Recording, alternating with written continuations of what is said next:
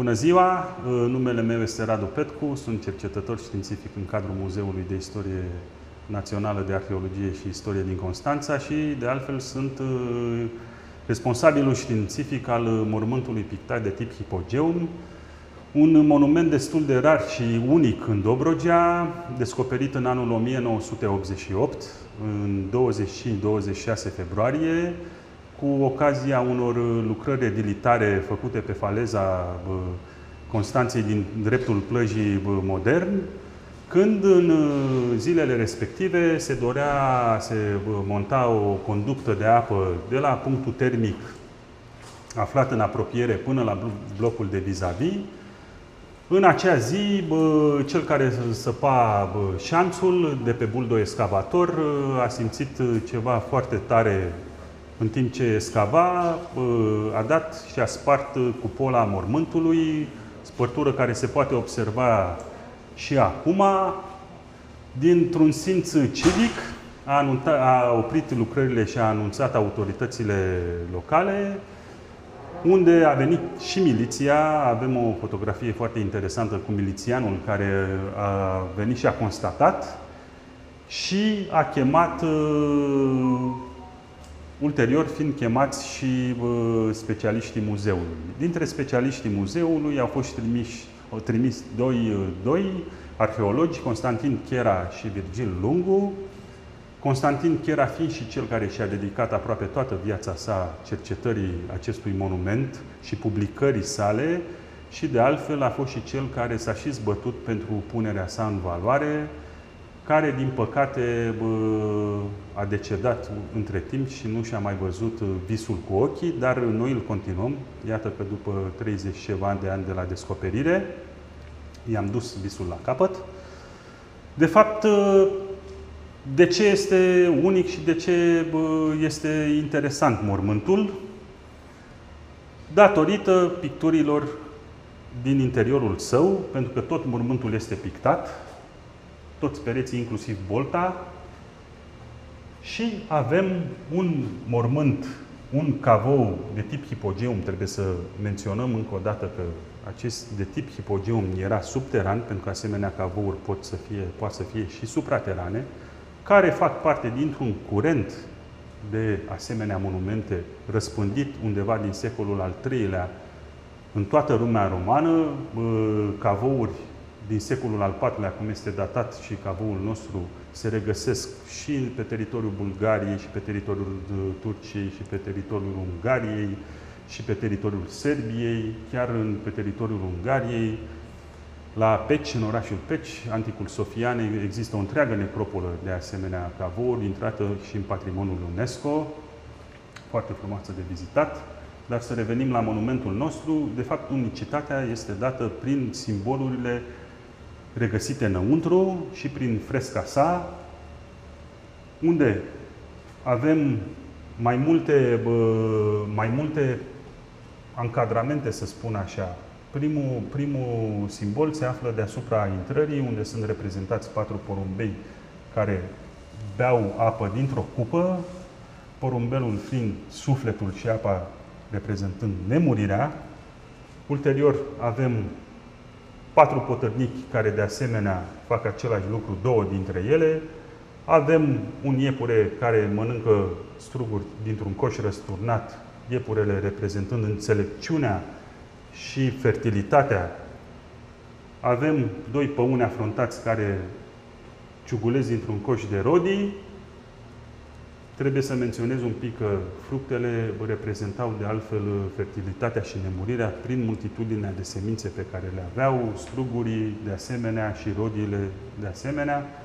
Dar scena principală este banchetul funerar, în care sunt reprezentate 7 personaje, 5 în poziție șezută la masă și 2 în picioare, 2 servitori stânga-dreapta, reprezentați cu vase de argint în mână.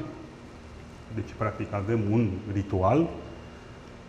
Scena are loc undeva afară, într-un mediu mediteranean. De altfel, mai toate reprezentările de plante din interiorul mormântului sunt de factură mediteraneană, ceea ce ilustrează oarecum o scenă cumva din paradis. Cele 5 personaje care se află șezut la masă, la agapă, fiecare au câte o porție de pâine în formă de semilună. Este o pâine tradițională care se folosea în asemenea ritualuri, iar în partea de jos a mesei avem o a 6-a porție care era practic dedicată defuncților. Lucrul cel mai interesant este platoul din mijloc, unde de altfel se află mai multe feluri de mâncare, dar din păcate nu pot fi deslușite. De ce insist un pic pe acest lucru? Pentru că analogiile din Imperiul Roman, în special cele de la Roma, au câte un pește reprezentat pe acest platou, ceea ce certifică cu siguranță că monumentul era creștin. Din păcate, la noi nu se dezlușește foarte bine acest lucru. Încercăm să facem niște proiecte de o scanare a mormântului, să vedem dacă nu cumva în spatele picturii se află ceva simboluri ascunse sau inițial pictorii au desenat în primă fază un lucru, după care au revenit când l-au refăcut și au pictat peste. De ce spun așa? Pentru că mormântul este datat undeva la jumatea secolului al IV-lea și se pare că a funcționat de-a lungul a câteva generații până la începutul secolului al V-lea, deci vorbim undeva de anii 350, când a fost construit 360, până prin anii 400, 410, 420. În 1988, când a fost descoperit, au fost găsite și câteva schelete în interiorul său. Un lucru foarte interesant este că, deși mormântul este orientat est-vest, nord-sud, scheletele din interiorul său erau orientate est-vest. Deci se pare că ultima generație a familiei respective s-ar putea, este totuși sub semnul întrebării, să fi trecut ușor la religia creștină.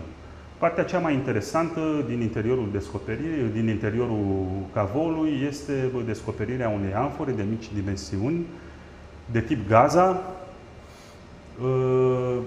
în care au fost descoperite rămășițele unui nou născut. Acest tip de ritual funerar, de îngropare, de înmormântare în amfore, nu ne este necunoscut în Dobrogea. Mai sunt asemenea descoperiri, inclusiv la Slava Rusă, la cetatea Ibida, au fost descoperiți copii îngropați în amfore. În anul 2021, când s-a început ridicarea acestei clădiri, bineînțeles că a trebuit să se facă și cercetare arheologică, lucru care se face în Constanța pretutindeni unde se construiește o clădire nouă, iar colegii noștri au descoperit în jur de 25-30 de morminte. Trebuie să ne dăm seama că cavoul nu era singular, făcea parte dintr-o necropolă. Necropolele acestea ale Tomisului sunt foarte dezvoltate și foarte răspândite pe aproape pe întreaga suprafață a orașului Constanța, dar într-adevăr avem o necropolă datată undeva în secolul al IV-lea, care ulterior a fost folosită și în secolul al V-lea și prin planimetria mormintelor excavate de jur împrejurul cavoului, se pot observa trecerile de la păgânism la creștinism, se pot observa cum mormintele de pe lângă mormânt, de pe lângă cavou, încep să se schimbe orientarea. Dacă inițial erau orientate nord-sud, ceea ce nu are nimic de a face cu creștinismul, ele ușor găsim și orientate est-vest. Asta înseamnă că era o zonă folosită, a fost folosită ulterior de comunitatea creștină. Partea interesantă în anul 2021 este că colegii mei au găsit mult mai multe obiecte au găsit ca și inventar funerar în aceste morminte mult mai multe obiecte decât au fost descoperite în Cavou. Pentru că în Cavou, deși este spectaculos prin pictura sa, nu au fost descoperite așa de multe obiecte. Au fost descoperite obiectele unui singur defunct. De fapt, avem de a face cu o femeie. Sunt obiectele personale ale unei femei. Am să prezint așa doar pe scurt, pentru că doresc ca vizitatorii să vină să le vadă live. Doar o să spun piesa principală din inventarul Cavoului. Este o amuletă de tip filacterium, o amuletă din argint de tip filacterium. Această amuletă conținea înăuntru ei mici pergamente pe care erau scrise versete din Biblie pentru a proteja sufletul defunctului, dar tot în anul 2021 a fost descoperită și cea mai frumoasă și importantă piesă din această expoziție. Este numărul 1, este o amuletă din cărbune, foarte rară, și reprezintă un bust de om cu trăsături destul de urâte așa. De fapt, rolul ei era de a proteja și de a alunga spiritele rele și de a proteja sufletul defunctului în lumea de apoi să nu fie atacat, să spunem, în acest drum al său de către spiritele rele. Dar mai sunt și alte obiecte destul de interesante. Dar cele mai interesante sunt această amuletă din cărbune și inclusiv încă o brățară făcută din mărgele de cărbune. De fapt, partea cea mai interesantă este că știm cu siguranță că romanii exploatau cărbunele undeva în Marea Britanie și în Spania.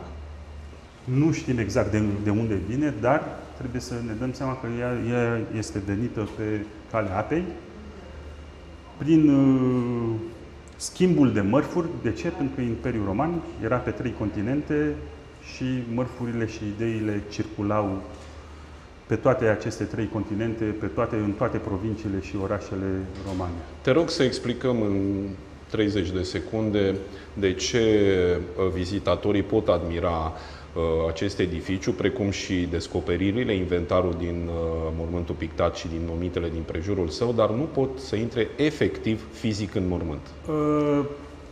Proiectul a fost făcut pentru a proteja mormântul, nu pentru a-l da publicului, pentru a fi vizitabil, pentru a se vizita, pentru că mormântul de asta a și rezistat de-a lungul timpului.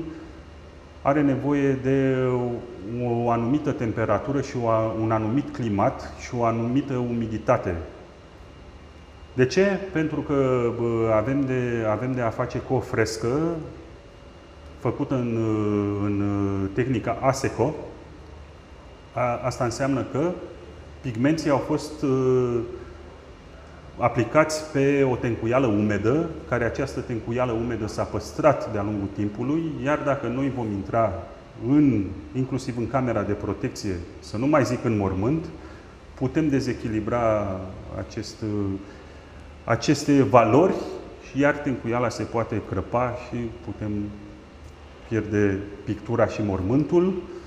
Un lucru pe care nu ni-l dorim. Un asemenea caz negativ s-a întâmplat la Silista, pe teritoriul Bulgariei, unde un mormânt similar a fost descoperit în anii 50, a fost redat publicului de a fi vizitabil inclusiv în interiorul său, iar la vreo 50 de ani după se pot vedea diferențele de degradare ușoară a picturii, ceea ce nu este un lucru foarte bun. Iar o a doua chestiune, de ce nu pot vizita oamenii mormântul, pentru că intrarea propriu-zisă în mormânt se face pe o ușă de 50 pe 50 de centimetri, ceea ce este ușor cam inaccesibil și chiar se face cu picioarele înainte. Pentru că doar așa se poate intra. Da, este puțin cam greu accesibilă intrarea în interiorul său, dar cel mai mult contează să păstrăm aceste valori de umiditate și de temperatură dinăuntru mormântului, cât și dinăuntru camerei de acces. El a fost stabilizat de către restauratori din anul 2021-2022, a fost și curățat, Pentru că s-a descoperit, de fapt, că în interiorul său se dezvoltase o ciupercă care, dacă nu s-ar fi intervenit la timp, și chiar acum s-a intervenit, chiar în momentul oportun, acea ciupercă se infiltra ușor în tencuială, o crăpa și o distrugea. Dar se pare că am avut noroc și că a existat un Dumnezeu acolo sus ca acest proiect să se facă în anul 2021. Radu Petcu, mulțumim pentru poveste, pentru explicații și pentru toate celelalte povești și mistere. Îi așteptăm pe vizitatori aici la mormântul Pictat Hipociu. Da.